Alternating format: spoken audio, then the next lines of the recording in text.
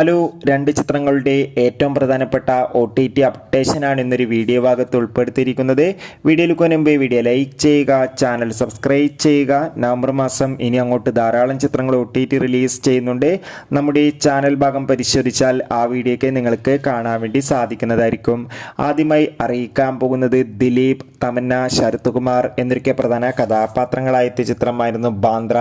ചിത്രം വൻ പരാജയമായിരുന്നു. എന്നാലും എല്ലാ സിനിമാ പ്രേമികളും ഒരേപോലെ ചിത്രത്തിൻ്റെ OTT റിലീസിനായി കാത്തിരിക്കുകയായിരുന്നു.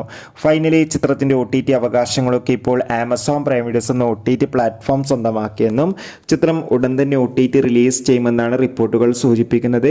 കാത്തിരിക്കാം നമുക്ക് ബാന്ദ്ര എന്ന ചിത്രത്തിൻ്റെ കൂടുതൽ അപ്ഡേഷൻ അറിയാൻ വേണ്ടി. ചിത്രം കണ്ടവരുടെ അഭിപ്രായം കമൻറ്റ് ചെയ്യുക.